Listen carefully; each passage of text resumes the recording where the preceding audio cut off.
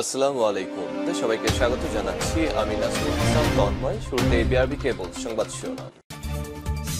বাংলাদেশের সর্বশেষ গুরুত্বপূর্ণ আপডেট সংবাদে আপনাকে স্বাগত। শুরুতেই সংবাদ শিরোনাম, পরে বিস্তারিত। প্রথমেই জানাবো, অভিনেতা চঞ্চলের সঙ্গে ছবি, ক্ষমা চাইলেন ইশরাক। অভিনেতা চঞ্চলের সঙ্গে ছবির বিষয়ে ফেসবুকে ক্ষমা চেয়েছেন বিএনপি নেতা ইঞ্জিনিয়ার ইশরাক হোসেন। আজ সন্ধ্যায় নিজের ভেরিফাইড ফেসবুক পেজে এক পোস্টে লিখেছেন, এই ছবিটি দেখার পর আমার অনেক প্রাণপ্রিয় ভাই ও সহযোদ্ধাদের মনে প্রচণ্ড আঘাত লেগেছে। আমি সেটার জন্য ক্ষমা চাচ্ছি এবং ভবিষ্যতে আরও সতর্ক হওয়ার কথা দিচ্ছি। আলোচনা নিয়ে যুক্তরাষ্ট্রকে সতর্ক করল ইরান। ইরানের পররাষ্ট্রমন্ত্রী মাজিদ তকদারাবাঞ্চির বরাত দিয়ে আজ দেশটির রাষ্ট্রীয় মিডিয়ার প্রতিবেদনে বলা হয়েছে, যুক্তরাষ্ট্র যদি তেহরানকে ইউরেনিয়াম সমৃদ্ধকরণ পুরোপুরি বন্ধের জন্য চাপ প্রয়োগ করে, তাহলে পরমাণু কর্মসূচি নিয়ে যে আলোচনা শুরু হয়েছে তা কার্যত ব্যর্থ হতে পারে। খবর রয়টার্সের। ইরান তার পারমাণবিক কর্মসূচি থেকে এক পাও হবে না। এরপর জানাবো, ত্রাণ প্রবেশের অনুমতি দিয়ে গাজার নিয়ন্ত্রণ নিচ্ছে ইসরায়েল। ইসরায়েলের প্রধানমন্ত্রী বেঞ্জামিন নেতানিয়াহু বলেছেন, গাজায় ত্রাণ সহায়তা বন্ধ রাখার ফলে আন্তর্জাতিক চাপ বেড়ে যাওয়া সত্ত্বেও এর নিয়ন্ত্রণ ইসরায়েলের কাছে থাকা উচিত। আজ তিনি এমন মন্তব্য করেছেন। খবর এদিকে পাকিস্তান প্রধানমন্ত্রীর বিরুদ্ধে অনাস্থা প্রস্তাব আনছে ইমরান খানের দল পিটিআই। পাকিস্তানের প্রধানমন্ত্রী শেহবাজ শরীফ ও জাতীয় সংসদের স্পিকার সর্দার আয়াজ সাদিকের বিরুদ্ধে অনাস্থা প্রস্তাবে চিন্তা করছে প্রধান বিরোধী দল তেহরিকে ইনসাফ পিটিআই। আজ খবরে বলা হয়েছে, প্রধানমন্ত্রী স্পিকারের বিরুদ্ধে অনাস্থা প্রস্তাব পেশ করার কথা বিবেচনা করছে ইমরান খানের দল পিটিআই। এবারে জানাবো, ভারতের রাজ্যে রাজ্যে ধরপাকড়ের পর এবার ৩০ দিনের ডেডলাইন দিল ভারত। অবৈধ অনুপ্রবেশকারীদের নথিপত্র যাচাই বাছাই ৩০ দিনের সময়সীমা বেঁধে দিয়ে নির্দেশনা জারি করেছে ভারতের কেন্দ্রীয় সরকার। গত কয়েক মাস ধরে ভারত জুড়ে অবৈধ অনুপ্রবেশকারী বাংলাদেশি ও রোহিঙ্গাদের সন্ধানে চলছে তোড়জোড় তল্লাশি অভিযান। ভারতের পশ্চিমবঙ্গ, আসাম, ত্রিপুরা, উত্তরপ্রদেশ, দিল্লি, মহারাষ্ট্র, গুজরাট, হরিয়ানা, জম্মু কাশ্মীর থেকে দক্ষিণ রাজ্য কর্ণাটক, কেরালা, অন্ধ্রপ্রদেশে পুলিশের অভিযানে শত শত মানুষকে আটক হয়েছে বাংলাদেশেও রোহিঙ্গা সন্দেহে। এবং অভিনেতা চঞ্চলের সঙ্গে ছবি থাকায় ক্ষমা চাইলেন বিএনপি নেতা ইশরাক হোসেন। অভিনেতা চঞ্চলের সঙ্গে ছবির বিষয়ে ফেসবুকে ক্ষমা চাইলেন বিএনপি নেতা ইশরাক হোসেন। আজ নিজের ভেরিফাইড ফেসবুক পেজে এক পোস্টে তিনি লিখেছেন, এই ছবিটি দেখার পর আমার অনেক প্রাণপ্রিয় ভাই ও সহযোদ্ধাদের মনে প্রচণ্ড আঘাত লেগেছে। আমি সেটার জন্য ক্ষমা চাচ্ছি এবং ভবিষ্যতে আরও সতর্ক হওয়ার কথা দিচ্ছি। তিনি বলেন, চঞ্চলের সঙ্গে আর কোনোদিন কোনো ছবি উঠাবো না। কখন কিভাবে ছবিটি তুলে সে বিষয়টি আমার মনে পড়ছে না। তিনি বলেন, অনুষ্ঠানটিতে একজন অতি বিতর্কিত ব্যক্তির সঙ্গে ছবি উঠে যায় আমি আগে চিনতাম না এবং তার কর্মকাণ্ড সম্পর্কে ওয়াকিবহাল ছিলাম না। 2015 সালে দেশের বাইরে অবস্থান করায় তখনকার অনেক সেন্সিটিভ ঘটনা আমার চোখ এড়িয়ে যেত। এটা আমার সীমাবদ্ধতা, আমার জানা উচিত ছিল।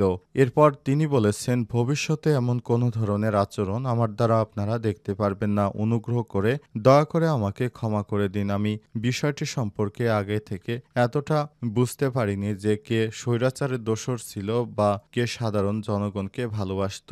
বিষয়টি জানতাম না, তবে বিষয়টি জানার পর এ বিষয়ে আমরা খুব শীঘ্রই ধারণা করছি ভবিষ্যতে এই ধরনের কোনো কর্মকাণ্ড আর আমার দ্বারা হবে না। এরপরই তিনি নেতাকর্মীদের কাছে ক্ষমা প্রার্থনা করেছেন। বিএনপি নেতা ইঞ্জিনিয়ার ইশরাক হোসেন বিএনপির বেশ গুরুত্বপূর্ণ পদে দায়িত্ব পালন করছেন। এ অবস্থায় তিনি জানিয়েছেন যে তার মতো লোকের দ্বারা এই ধরনের কর্মকাণ্ড সত্যি দুঃখজনক। এমন আর ভবিষ্যতে হবে না বলেও জানান তিনি। পরমাণু আলোচনা নিয়ে যুক্তরাষ্ট্রকে সতর্ক করল ইরান। ইরানের উপপররাষ্ট্রমন্ত্রী মাজিদ তখদারাবাঞ্চির বরাত দিয়ে আজ দেশটির পররাষ্ট্র মিডিয়া প্রতিবেদনে বলা হয়েছে, যুক্তরাষ্ট্র যদি তেহরানকে ইউরেনিয়াম সমৃদ্ধকরণ পুরোপুরি বন্ধের জন্য চাপ প্রয়োগ করে, তাহলে পরমাণু কর্মসূচি নিয়ে যে আলোচনা শুরু হয়েছে তা কার্যত ব্যর্থ হতে পারে। খবর রয়টার্সে। যুক্তরাষ্ট্রের মধ্যপ্রাচ্য বিষয়ক দ্রুত স্টিভ উইটকপ রোববার জানান, যুক্তরাষ্ট্র ইরানের ইরানের মধ্যে যে কোনো নতুন চুক্তিতে তেহরানকে ইউরেনিয়াম সমৃদ্ধকরণ থেকে বিরত থাকতে বলা হবে, কারণ এটি পারমাণবিক বোমা তৈরির সম্ভাব্য পথ হতে পারে। তবে তেহরান বলছে তাদের পারমাণবিক শক্তি কর্মসূচি সম্পূর্ণরূপে শান্তিপূর্ণ উদ্দেশ্যে পরিচালিত হচ্ছে।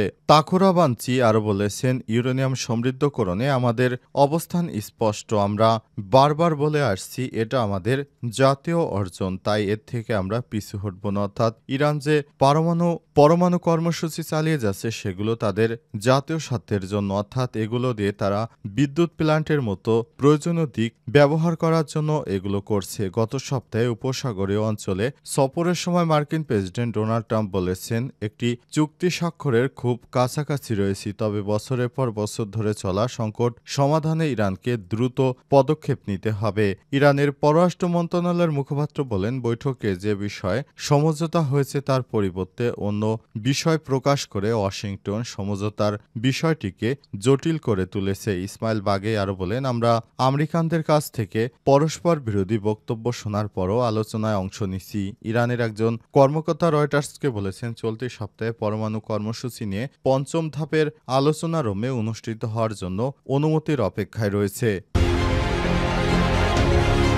ত্রাণ প্রবেশের অনুমতি দিয়ে গাজা নিয়ন্ত্রণের চেষ্টা করছে ইসরায়েল। ইসরায়েলের প্রধানমন্ত্রী বেঞ্জামিন নেতানিয়াহু বলেছেন, গাজায় ত্রাণ সহায়তা বন্ধ রাখার ফলে আন্তর্জাতিক চাপ বেড়ে যাওয়া সত্ত্বেও এর নিয়ন্ত্রণ ইসরায়েলের কাছে থাকা উচিত। সোমবার 19 মে তিনি এমন মন্তব্য করেছেন খবর রয়টার্সের। দীর্ঘ সময় ধরে গাজায় ত্রাণ সহায়তা বন্ধ রাখার ফলে উপত্যকাটি জুড়ে দুর্ভিক্ষের দ্বারপ্রান্তে রয়েছে। গত শুক্রবার ইসরায়েল সেনাবাহিনী গাজায় ঘোষণা দিয়ে নতুন করে অভিযান চালানো শুরু করেছে। দক্ষিণ শহরের খান ইউনুসের বাসিন্দাদের দ্রুত সময়ের মধ্যে উপকূলে চলে যাওয়ার নির্দেশ দেওয়া হয়েছে। এক ভিডিও বার্তায় নেতানিয়াহু বলেছেন, গাজার সব অঞ্চলে নিয়ন্ত্রণ নিতে ভয়াবহ হামলা চালানো হচ্ছে। হামাসের হাতে জিম্মি থাকা 58 জনকে মুক্ত করে এবং তাদেরকে ধ্বংসের মাধ্যমে পুরোপুরি বিজয় ছিনে আনা হবে। ইসরায়েল সেনাবাহিনী গাজায় ভয়াবহ হামলা চালানোর হুমকি দিলেও রয়টার্সের সাংবাদিকরা দেখেছেন ত্রাণবাহী ট্রাকগুলো উত্তর গাজার দিকে যাচ্ছে। আন্তর্জাতিক চাপের পর নেতানিয়াহু গাজায় সীমিত পরিসরে ত্রাণ সহায়তা প্রবেশের অনুমতি দিয়েছে, কারণ ত্রাণ সহায়তা বন্ধ রাখার পর গাজায় দুর্ভিক্ষের খবর বিশ্বব্যাপী ছড়িয়ে পড়ার পরই এই চাপ সৃষ্টি হয়েছে। নেতানিয়াহু আরও বলেছেন, মার্কিন সিনেটররা বছরের পর বছর ধরে আমাদের সমর্থন দিয়ে যাচ্ছেন। বিশ্বের মধ্যে তারা আমাদের গুরুত্বপূর্ণ বন্ধু। তারা জানিয়েছে গাজায় দুর্ভিক্ষের কারণে ইসরায়েলের প্রতি সমর্থন একটি রেড লাইনে গিয়ে পৌঁছেছে। এর ফলে তারা ইসরায়েলের উপর নিয়ন্ত্রণ হারাতে পারে। নেতানিয়াহু আরও বলেছেন, বিজয় অর্জন করার জন্য আমাদেরকে যে কোনো সমস্যার সমাধান করতে হবে। তার সরকার উগ্র ডানপন্থী নেতাদের উদ্দেশ্যে নেতানিয়াহু একটি বার্তা দিয়েছেন যে তার দলের নেতারা গাজায় ত্রাণ সরবরাহ বন্ধের পক্ষে ছিল, যেন হামাসের কাছে এই ত্রাণ না পৌঁছায়। স্থানীয় মিডিয়ার খবরে বলা হয়েছে, রাতভর ইসরায়েলি বিমান হামলায় 20 ফিলিস্তিনি নিহত হয়েছে। গত বছরের ঘণ্টায় 160টি স্থাপনাকে লক্ষ্য করে হামলা চালিয়েছে ইসরায়েল বাহিনী। সংবাদ শিরোনাম। পাকিস্তানের প্রধানমন্ত্রীর বিরুদ্ধে অনাস্থা প্রস্তাব আনছে ইমরানের দল। পাকিস্তানের প্রধানমন্ত্রী শেহবাজ শরীফ ও জাতীয় সংসদের স্পিকার সর্দার আয়াজ সাদিকের বিরুদ্ধে অনাস্থা প্রস্তাবে চিন্তা করছে প্রধান বিরোধী দল তেহরিক ইনসাফ পিটিআই। আজ 19 মে জিও নিউজের খবরে বলা হয়েছে, প্রধানমন্ত্রী ও স্পিকারের বিরুদ্ধে অনাস্থা প্রস্তাব পেশ করার কথা বিবেচনা করছে ইমরান খানের দলটি।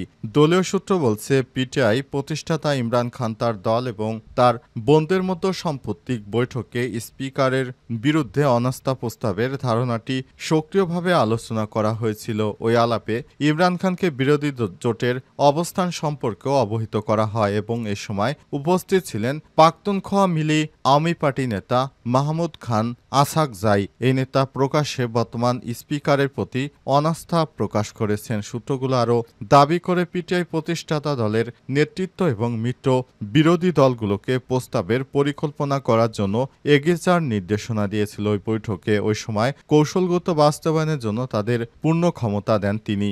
দলের অভ্যন্তরীণ সূত্রগুলো ইমরান খানকে উদ্ধৃত করে বলেছে, বর্তমান সরকারকে সংসদের ভেতরে এবং বাইরে উভয় ক্ষেত্রেই চ্যালেঞ্জ জানাতে হবে। এ বিষয়ে মন্তব্য করে পিটিআইয়ের সিনিয়র নেতা প্রাক্তন স্পিকার আসাদ কায়সার নিশ্চিত করে বলেছেন, প্রধানমন্ত্রী এবং স্পিকার উভয়কেই অনাস্থা প্রস্তাবের লক্ষ্যবস্তু হিসেবে বিবেচনা করা হচ্ছে।